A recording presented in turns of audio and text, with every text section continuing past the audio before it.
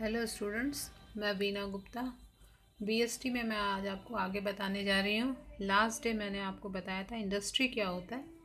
आज मैं आपको कॉमर्स के बारे में बताना चाह रही हूँ, जिसको वाणिज्य कहते हैं।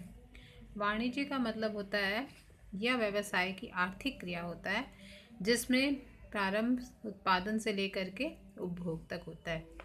उत्पादित वस्तु या कह सकते हैं प्रोडक्ट जो होता है उसको उत्पादन के स्थान से उपभोग के स्थान तक पहुंचाने के लिए एक लंबा तथा कठिन रास्ता पार करना पड़ता है।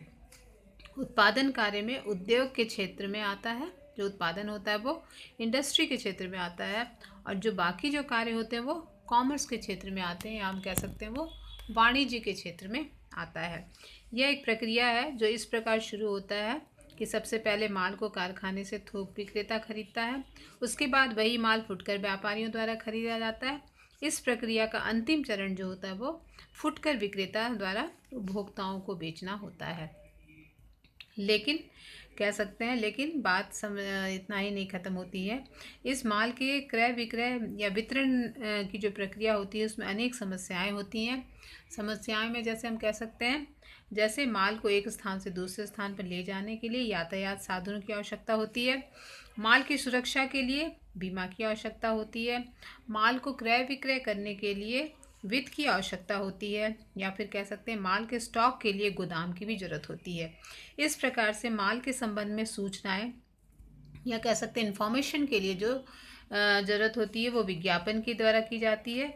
इस प्रकार जो कह सकते हैं वाणिज्य या कॉमर्स के अंतर्गत जो होता है वो वस्तुओं का क्रय विक्रय और उससे संबंधित सभी समस्याओं को दूर की जाने वाली क्रियाएं शामिल होती हैं।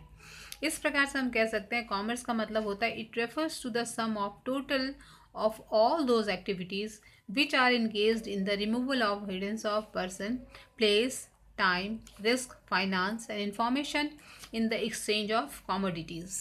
ये होता है कह सकते हैं वाणिज्य या कॉमर्स का मतलब होता है। इस तरह से कॉमर्स में दो कंपोनेंट होते हैं, या कह सकते हैं कॉमर्स के दो अंग होते हैं। एक होता है व्यापार, जिसको ट्रेड कहते हैं, दूसरा है एक्सिलरीज ऑफ ट्रेड, या जिसको व्यापार की सहायक क्रियाएं कहते हैं। तो व्यापार क्या होता है? व्यापार का मतलब होता है it refers to the purchase and sale of goods और सर्विसेज विद प्रॉफिट मोटिव, या कह सकते हैं इसका मतलब लाभ प्राप्त करने के उद्देश्य से वस्तुओं तथा सेवाओं के क्रय विक्रय से किया जाता है। व्यापार का मतलब होता है लाभ प्राप्त करना, और क्रय विक्रय से होता है। दूसरे शब्द में हम कह सकते हैं कि व्यापार का मतलब क्रेता तथा विक्रेता के पारस्परिक लाभ के लिए वस्तुओं का विनिमय से भी हो सकता है। जो एक व्यक्ति इन क्रियाओं को करते हैं उसे व्यापारी कहते हैं, और जो इन क्रियाओं को करता है वो व्यापार कहलाता है। इस तरह से व्यापार छोटे से छोटे तथा बड़े से बड़े स्तर पे किया जा सकता है। जैसे मान लीजिए एक जो रेहड़ी होता है, एक व्यक्ति जो वह माल खरीद रख कर बेचता है, और वह भी व्यापार कहलाता है। गलियों में खुली हुई छोटी छोटी दुकानें भी जो होती हैं वो भी व्यापार ही कहलाती हैं। दूसरी ओर हम कह सकते हैं बाजार के बड़े बड़े शोरूम, डिपार्टमेंटल स्टोर, ये भी व्यापार का ही एक अंग माना जाता है। यही नहीं, व्यापार जो होता है उसमें स्थानीय भी होते हैं, जैसे लोकल भी कह सकते हैं, स्टेट लेवल के भी होते हैं, फिर आपका सेंट्रल लेवल का भी होता है, और इंटरनेशनल लेवल का भी होता है। इस तरह व्यापार का जो वर्गीकरण होता है वो दो भागों में इसको बांट सकते हैं व्यापार को। एक होता है देशी व्यापार, दूसरा है विदेशी व्यापार। देशी व्यापार में क्या होता है कि स्थानीय स्तर के व्यापारी होते हैं, राज्य स्तर के होते हैं, फिर राष्ट्रीय होते हैं। उस तरह से विदेशी व्यापार में जो होता है वो आयात होता है, निर्यात होता है, और फिर पुनः निर्यात कह सकते हैं। तो देशी व्यापार जिसको कहते हैं होम ट्रेड का मतलब क्या होता है?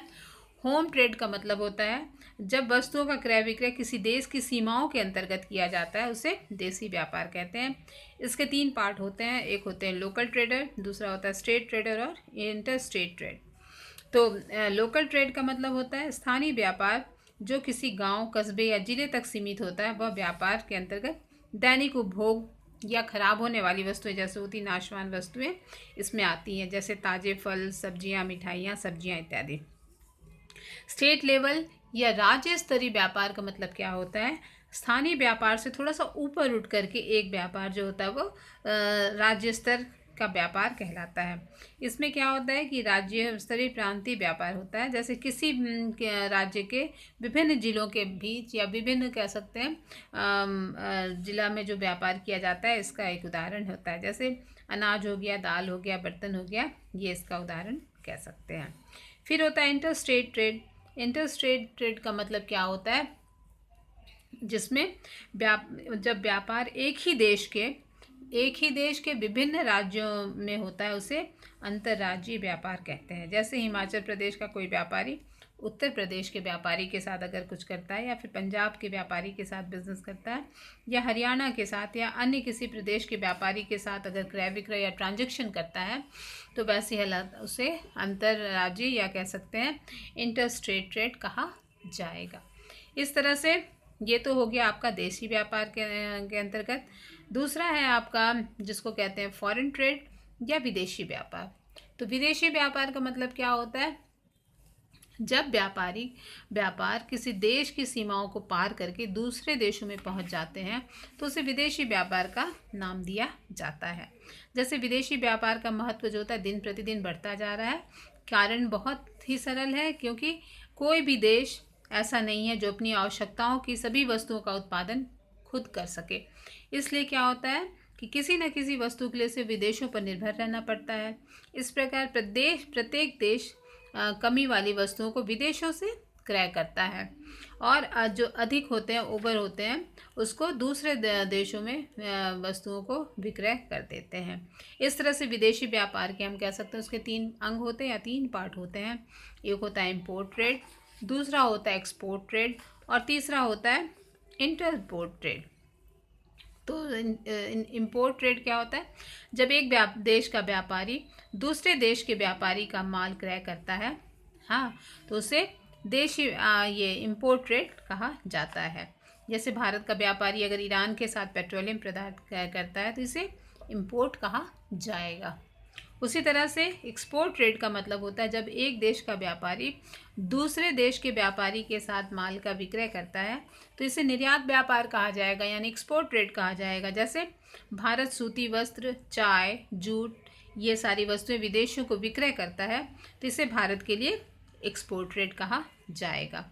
इंटरपोर्ट ट्रेड कहा जाता है जब एक देश द्वारा माल किसी अन्य देश के आयात करके किसी तीसरे देश को निर्यात किया जाता है, तो इसे पुनः निर्यात व्यापार कहा जाता है, जिसे कह सकते हैं इंटरपोर्ट ट्रेड। इस तरह से मान लीजिए कह सकते हैं जैसे इस प्रकार व्यापार एक देश के बीच मध्यस्थ का काम करता है, और माल बंदरगाह पर उतार कर बिना उतारे निर्यात कर दिया जाता है। जैसे इंग्लैंड जो होता है वो दक्षिणी अफ्रीका से माल आयात करके यूरोपीय देशों को निर्यात करता है, तो वो इंटर ट्रेड कहलाता है। दूसरा है एक्सिलरीज ऑफ ट्रेड, जिसको कह सकते हैं व्यापार में बाजार के साथ साथ व्यापार की सहायक क्रियाओं को भी सम्मिलित किया जा सकता है या किया जाता है।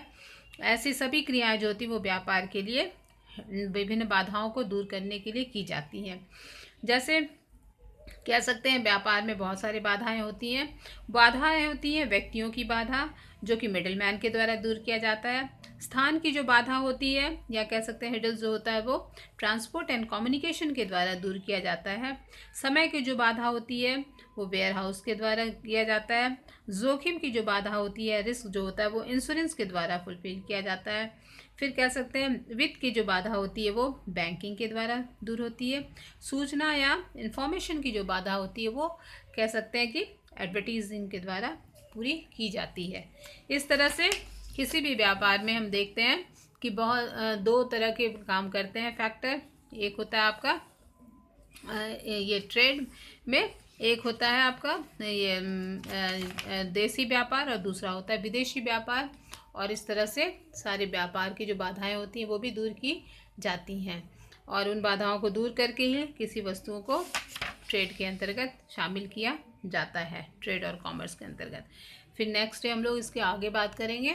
आज यहीं पे हम लोग इसको स्टॉप करते हैं। नेक्स्ट डे दूसरे टॉपिक पे हम लोग बात करेंगे। Thank you. इसमें आगे फिर हम लोग दूसरे टॉपिक पे बात करेंगे। ओके।